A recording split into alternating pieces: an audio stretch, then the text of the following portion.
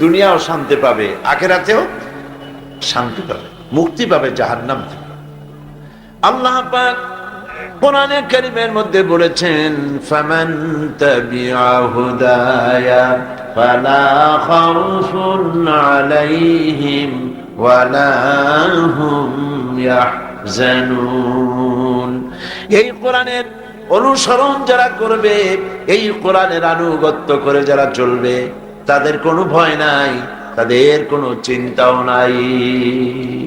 আল্লাহ পাকের গ্যারান্টি। কোরআন মেনে চলো, কোরআনের আনুগত্য করো, কোরআন বোঝো এবং কোরআনের উপরে জীবন চালাও। সব আছে কোরআন শরীফে, কি নাই? আপনার কোন জিনিস প্রয়োজন জীবন চালাতে আর কোরআনে নাই সেটা বলুন। আপনি আপনার যা প্রয়োজন সব এখানে আল্লাহ পাক বলে দিয়েছেন। তিবিয়ানান লিকুল্লি সেই, খুলে খুলে সমস্ত বিষয়গুলি আল্লাহ পাক কোরআনে কারীমের মধ্যে বর্ণনা করে দিয়েছেন। প্রতিবেশীর হক, স্ত্রীর হক, মা বাপের হক, রাষ্ট্রের হক, রাষ্ট্র পরিচালনা কিভাবে করবেন, যুদ্ধ কিভাবে করবেন, কার সাথে করবেন, কার সাথে করবেন না, কার সাথে সন্ধি করবেন, কার সাথে চুক্তি করবেন, আপনার সম্পদ বন্টন মরে যাওয়ার পর কেমনে হবে, কি নাই। পাক পবিত্রতা অর্জন থেকে শুরু করে রাষ্ট্র পরিচালনা পর্যন্ত সব আল্লাহ কোরআনে শিখাইলেন। কিন্তু আমাদের কপাল খারাপ, কোরআন শরীফের কাছে আমরা এই সব জিনিস আনতে গেলাম না। কি আনতে গেলাম? গরু চুরি হয়ে গেছে, চাল পোড়া দেন। বউ স্বর্ণের অলংকার হারায় গেছে, একটু কালিজিরা পড়ে দেন। হায় রে পোড়া কপালিয়া মুসলমান। ধরুন কারো বাড়ি মিষ্টি নদীর পাড় থেকে ৬-৭ মাইল দূরে, যখনই তার পিপাসা হয় সে তখন একটা গ্লাস হাতে করে নিয়ে যায়, আর ওখান থেকে 1 গ্লাস পানি 7 মাইল দূরে হাঁটিয়ে গিয়ে পানিটা নিয়ে ওই পানিটা খায়। আবার পিপাসা হয়, আবার পানি আনতে যায়। বেকুব, 1 গ্লাস পানি আনতে দরিয়ার কাছে কেন যাও? দরিয়াকে বলো, তুমি তো বিশাল দরিয়া, তোমার বাড়ির কাছে প্রতিদিন 1 গ্লাস পানি নিতে আমি পারবো না, আমার বাড়ি পর্যন্ত ছোট্ট একটা নদী প্রবাহিত করে দাও। দরিয়া পারে না ছোট্ট আর একটা নদী দিতে, পানির অভাব তার। খাল দিতে পারে না, খাল দিতে পারে, নদী দিতে পারে, সমুদ্র কিনা দিতে পারে, বিশাল পানির ভান্ডার। কোরআন শরীফ বিশাল এক নিয়ামত। এই নিয়ামতের কাছে আমরা গেলাম ওই 1 গ্লাস পানি আনার মতো। সমুদ্রের কাছে 1 গ্লাস পানি আনতে যাওয়া যেরকম, ওই রকম বেকুবের মতো তাবিজ পড়া, কালিজিরে পড়া, কালো সুতো পড়া, লাল সুতো পড়া, এইসব আনতে গেলাম। এই জন্য মার খাইছি। মার কেন খাই বুঝতে হবে, মার খাওয়ার কারণ কি। কোরআন শরীফ যাদের কাছে, তারাই তো পৃথিবীতে এখন মার খাচ্ছে বেশি। এটা ঠিক কিনা? এটা সত্য কিনা? পৃথিবীতে মুসলমান আজ মার বেশি খাচ্ছে। এই মার খাওয়ার কারণ কোরআন থেকে দূরে সরে যাওয়া। এই কোরআনে কারীম যদি আমরা বুঝতে পারি এবং জীবনের উপরে চালু করতে পারি, আমাদের ভাগ্য আবার সেই পথে ফিরে আসবে। আবার গোটা পৃথিবী মুসলমানদের আনুগত্য স্বীকার করবে, দুনিয়ায় সুখ হবে, শান্তি হবে। কিভাবে হবে সেই কথাগুলি আমি গতকাল আপনাদের সামনে আলোচনা করেছিলাম সূরা আন-নাহল থেকে। আল্লাহ রাব্বুল আলামিন কোরআনে কারীমের মধ্যে সূরা আন-নাহলের প্রথম রুকুর শেষ আয়াতে আল্লাহ পাক বলছেন, ওয়া আলাল্লাহি কাসদুস সাবিলি ওয়া মিনহা জাইর ওয়ালাউ শাআ লাহাদাকুম আজমাইন। আর আল্লাহ পাকের উপরে দায়িত্ব হচ্ছে, আল্লাহ পাক বলছেন আমার হক, আমার দায়িত্ব সোজা রাস্তা বলে দেওয়া। সোজা রাস্তা বলে দেওয়ার দায়িত্ব আমার। যেখানে রয়েছে বাঁকা পথ, এই পৃথিবীতে অসংখ্য বাঁকা পথ আছে, সেই বাঁকা পথে চলবেন না সোজা পথে চলবেন? বলেন কোন পথে চলবেন? সেই সোজা পথ কারা দেখিয়েছেন? আল্লাহ নবীরা দেখিয়েছেন। সেই কথাগুলি গতকাল আমি বলতেছিলাম যে আল্লাহ পাক নবী প্রেরণ করেছেন পৃথিবীতে বানিয়ে, নবীদেরকে প্রেরণ করেছেন যাতে করে মানুষ নবীদের আদর্শ গ্রহণ করে জীবনের চলার পথের দিশা নিয়ে নেয়। এই নবুয়তের মিশন, এর মধ্যে সর্বশ্রেষ্ঠ নবী যিনি তিনি হচ্ছেন আমাদের নবী, বিশ্ব নবী মুহাম্মাদুর রাসূলুল্লাহ, জলে বলেন সাল্লাল্লাহু আলাইহি ওয়াসাল্লাম। আমাদের কল্যাণের জন্য, আমাদের বাঁচার জন্য তার পথকেই ধরতে হবে এবং ওই পথ আমাদেরকে অনুসরণ করতে হবে। কেউ চিন্তা করেছে যেটা কেমন কথা, পারস্য সম্রাটের মাথার মুকুট আমার দেবে, একটা কথা হইল। তিনি চলে গেলেন, মুখ মলিন করে চলে গেলেন। নবী করিম সাল্লাল্লাহু আলাইহি ওয়াসাল্লাম মদিনা এলেন, ইসলামের রাষ্ট্র প্রতিষ্ঠা করলেন, ইন্তেকাল করলেন। আবু বকর রাদিয়াল্লাহু তাআলা ক্ষমতা এলেন, ইন্তেকাল করলেন। সুরাকা বুড়া হয়ে গেছে, চুল দাড়ি পাকিয়া সব সাদা হয়ে গেছে। এবার ক্ষমতায় হযরতে আমিরুল মুমিনিন খলিফাতুল মুসলিমিন ওমর ইবনুল খাত্তাব রাদিয়াল্লাহু তাআলা আনহু। পারস্যের সঙ্গে যুদ্ধ হলো। এই যুদ্ধে পারস্য মুসলমানদের হাতে দখল হয়ে গেল। গনিমতের মাল এলো, সোনা দানা হীরা জহরাত অস্ত্রপাতি সব গনিমতের মাল এসে খলিফার সামনে হাজির। খলিফা বসে তাকিয়ে দেখছেন সম্পদের ভিতরে যত গনিমতের মাল এসেছে তার মধ্যে হীরা মণিমুক্তা খচিত পারস্য সম্রাটের মাথার মুকুট ওমরের পায়ের কাছে এসে হাজির। হযরত ওমর রাদিয়াল্লাহু তাআলা আনহু বললেন, কে আছো? চলে যাও, সুরাকাকে ডেকে নিয়ে আসো। সুরাকাকে ডাকা হলো। হযরত আমিরুল মুমিনিন ওমর রাদিয়াল্লাহু তাআলা আনহু সুরাকাকে ডাকতেই বললেন, সুরাকা বুড়া মানুষ, কোমর সোজা করে হাঁটতে পারে না, চুল পেকেছে, দাড়ি পেকেছে। বুড়া সুরাকা হযরত ওমরের সামনে যখন দাঁড়ায় গেছেন, ওমর রাদিয়াল্লাহু তাআলা আনহু পারস্য সম্রাটের মাথার মুকুটটা নিয়ে সুরাকার মাথার উপরে পরায় দিয়া বললেন, সুরাকা, আল্লাহর নবীর ওয়াদা কোনোদিন মিথ্যা হয় না। নবী করিম সাল্লাল্লাহু আলাইহি ওয়াসাল্লাম মদিনায় প্রবেশ করছেন। আল্লাহ রাব্বুল আলামিন নবীজিকে বললেন, একটা দোয়া পড়ার জন্য বললেন। নবীজি দোয়াটা আল্লাহর পাকের কাছে থেকে শেখানো দোয়া পড়লেন। রব্বি আদখিলনি মুদখালা সিদকিন ওয়া আখরিজনি মুখরাজা সিদকিন ওয়াজআল লি মিন লাদুনকা সুলতানান নাসীরা। আয় আল্লাহ, সত্যের সাথে আমাকে প্রবেশ করাও, সত্যের সাথে আমাকে বের করো, আর তোমার পক্ষ থেকে সুলতানে নসীর আমাকে দান করো।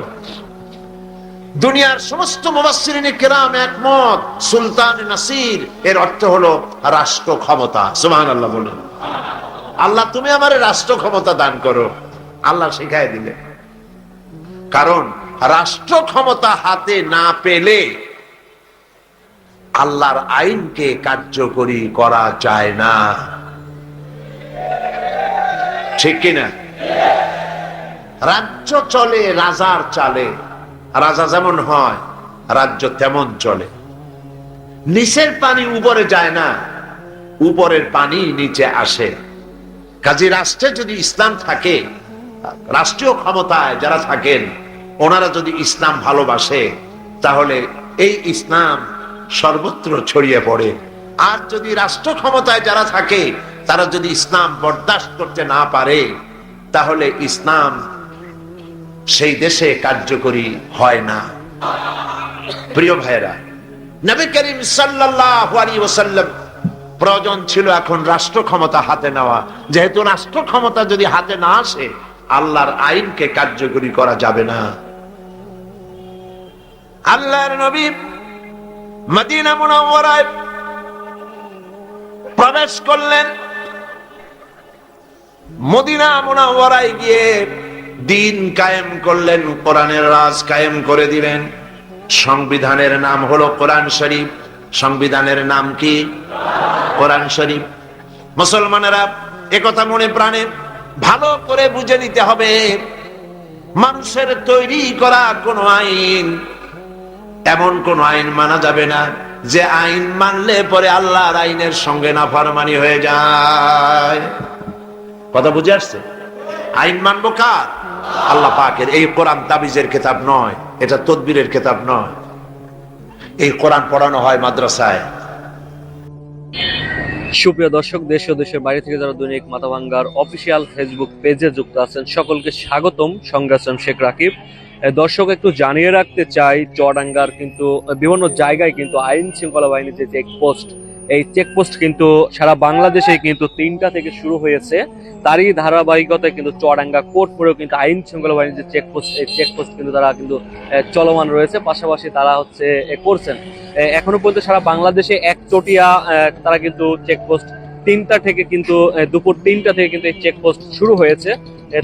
তারই ধারাবাহিকতায় চুয়াডাঙ্গা কোর্টপুরে কিন্তু এই মুহূর্তে কিন্তু চেক করছেন। পাশাপাশি আমরা লক্ষ্য করেছি ভাই, শহরের যে চেকপোস্ট হচ্ছে, এই চেকপোস্ট সম্বন্ধে আপনারা সাধারণ জনগণ হিসাবে আপনাদের মতামত কি? চেকপোস্ট হচ্ছে এটা খুবই সুন্দর এবং ভালো, যেন আমরা সবাই হেলমেট নিয়ে গাড়ি ব্যবহার করি, নিরাপত্তা নিজে মানে সুরক্ষিতভাবে গাড়ি ব্যবহার করি এবং ভালোভাবে গাড়ি ব্যবহার করি। এবং চেকপোস্ট হচ্ছে এটা খুবই সুন্দর, ভালো এক কথায়, এই আর কি। ধন্যবাদ আপনাকে।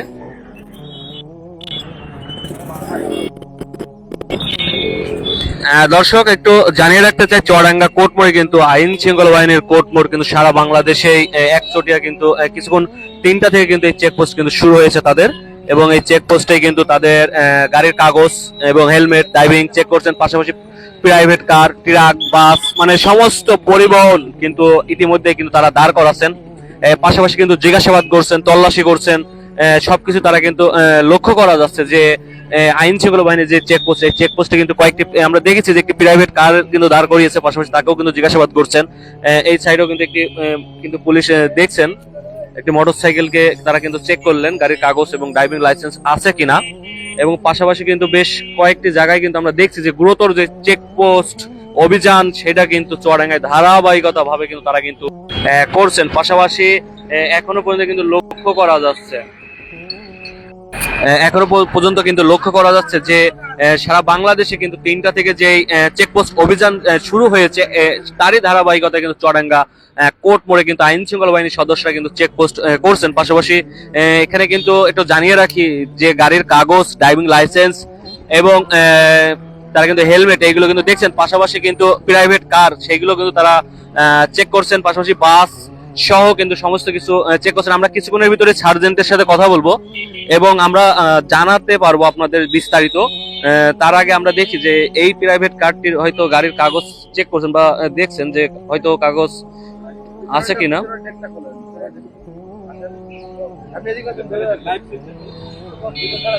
আমরা একটু দেখছি যে আইন শৃঙ্খলা বাহিনীর সদস্যরা কিন্তু ইতিমধ্যে কিন্তু চেক করছেন। পাশাপাশি তারা কিন্তু দেখছেন।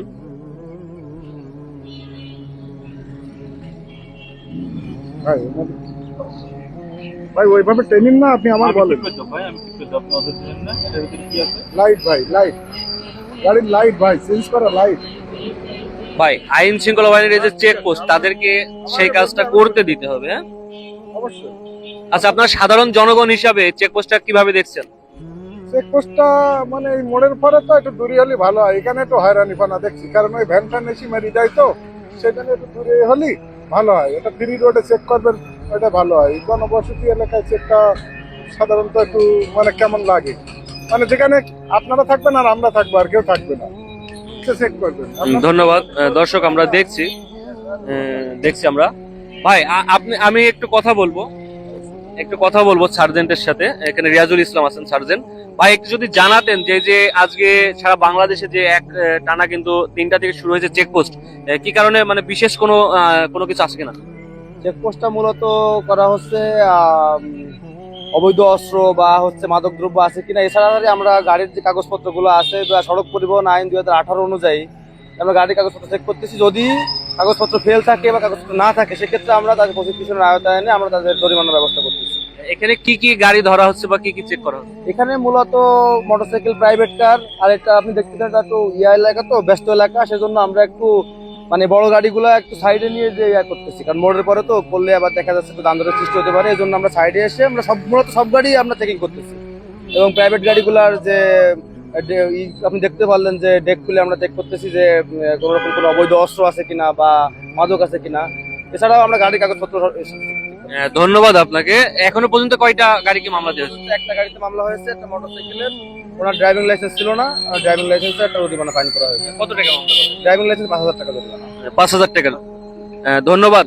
দর্শক, যেমনটা জানাচ্ছিলেন কিন্তু সার্জেন্ট যে তাদের যে চেকপোস্ট কিন্তু চুয়াডাঙ্গাতে কিন্তু হচ্ছে, পাশাপাশি কিন্তু তারা কিন্তু গাড়ির কাগজ এবং প্রাইভেট সহ কিন্তু সমস্ত গাড়ি ঘোড়ায় কিন্তু তারা চেক করছেন যে কোনো ধরনের অবৈধ কিন্তু অস্ত্র এবং মাদক বা কোনো কিছু নিয়ে যাচ্ছে কিনা, সেই বিষয়টাও কিন্তু তারা লক্ষ্য করা গেছে, চেক করছেন। পাশাপাশি তারা কিন্তু দেখছেন বেশ কয়েকটি গাড়িকে কিন্তু তারা দাঁড় করিয়েছেন, পাশাপাশি চেক করছেন এখনো পর্যন্ত। এবং দর্শক, একটি গাড়িকে কিন্তু মোটরসাইকেল চালক যিনি ছিলেন তাকে কিন্তু ড্রাইভিং লাইসেন্স না থাকার কারণে কিন্তু 5,000 টাকার যে মামলা, সেই মামলা কিন্তু ইতিমধ্যে কিন্তু তারা দিয়েছেন। পাশাপাশি আমরা এই মুহূর্তে চুয়াডাঙ্গার কোর্ট মোড়ে কিন্তু দেখানোর চেষ্টা করছি, একটি প্রাইভেট কারও কিন্তু তারা দাঁড় করিয়েছেন। ভালো, ইতিমধ্যে তারা কিন্তু দাঁড় করিয়েছেন।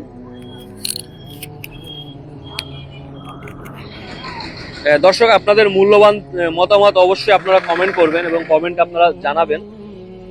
আমরা দেখছি যে বেশ কয়েকটি মোটরসাইকেল কিন্তু তারা দাঁড় করিয়েছেন, পাশাপাশি শৃঙ্খলা বাহিনীর সদস্য তারা কিন্তু দাঁড় করিয়েছেন। পাশাপাশি এই মুহূর্তে কিন্তু সার্জেন্ট আসছেন এখানে। দর্শক, যে যেখান থেকে লাইভে যুক্ত আছেন সকলকে স্বাগতম, এবং আপনাদের যে মূল্যবান মতামত অবশ্যই আপনারা কমেন্ট করবেন এবং একটু জানাবেন।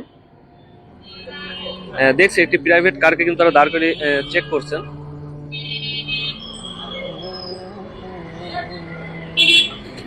দেখতেই পারছেন ইতিমধ্যে।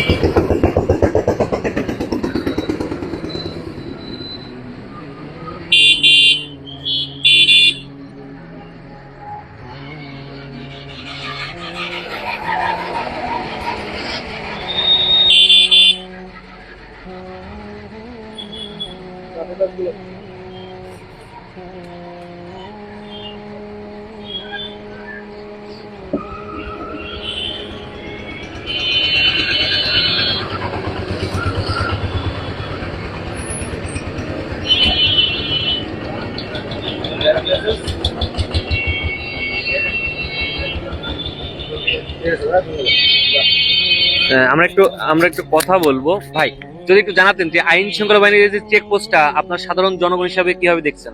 অবশ্যই এটা খুবই ভালো উদ্যোগ, এবং এইটা জরুরি ভিত্তিতে আরো কন্টিনিউ করা উচিত। ধন্যবাদ। দর্শক, আমরা যেমনটা জানাচ্ছিলাম, যারা আইন শৃঙ্খলা বাহিনীর সদস্যরা আছেন তারাও জানিয়েছেন, পাশাপাশি যারা চেকপোস্টে যারা তাদেরকে দাঁড় করেছেন তাদের সাথে আমরা কিছুক্ষণ আগে প্রাইভেট যিনি ছিলেন মালিকই মনে হচ্ছে উনি, তো ওনার ব্যক্তিগত প্রাইভেট, তো ওনার সাথে আমরা কথা বলেছি এবং তিনিও বলেছেন না, এত সুন্দর যে উদ্যোগ, সেই উদ্যোগটা আসলেই প্রশংসনীয়। এবং আমরা দেখছি যে দেখছি যে একজনের হেলমেট তার কিন্তু সাইডে বাঁধানো ছিল, বিদায় সেই হেলমেটটি কিন্তু তাকে পরিয়ে দিল। পাশাপাশি একটু আমরা লক্ষ্য করছি, মুরব্বী একটু যদি জানাতেন যে আইন শৃঙ্খলা বাহিনীর এই যে চেক পোস্টটা আপনার সাধারণ জনগণ হিসাবে কিভাবে দেখছেন? না, এটা সচেতন দরকার, আমাদেরও সচেতন হওয়া দরকার। এরকম যদি মতামত হয় তাহলে আমরা অবশ্যই আইন মেনে চলতে বাধ্য হবো। ধন্যবাদ। যেমনটা জানাচ্ছিলেন যে আসলে প্রশংসনীয় করছেন আইন শৃঙ্খলা বাহিনীর যে চেক পোস্টটা, তারা দাবি করছেন আরো জোরদার করতে চেক পোস্ট এবং আরো ভালো করে যাতে এটা করে, তারা কিন্তু সাধারণ যারা জনগণ আছে তারা কিন্তু দাবি করছেন। আমরা ধন্যবাদ দর্শক, আপনার কমেন্ট কিন্তু আমরা দেখছি জিনাইদা, ঠিক আছে, ধন্যবাদ দর্শক।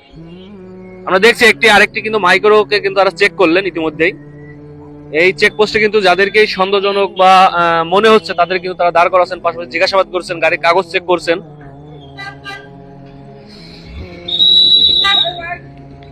দেখছি একটি গাড়িকে কিন্তু দাঁড় করিয়ে মাদ্রাসার গাড়ি ছেড়ে দিলেন। আমরা লক্ষ্য করছি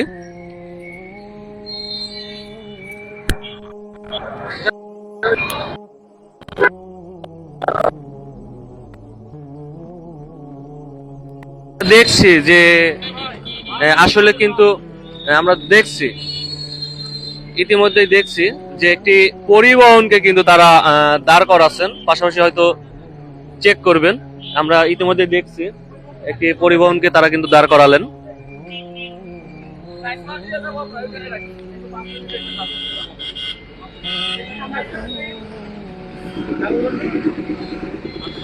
মানে ওনাদের একটু তল্লাশি চলছে এখানে, হ্যাঁ, এবং চেকপোস্ট করছেন।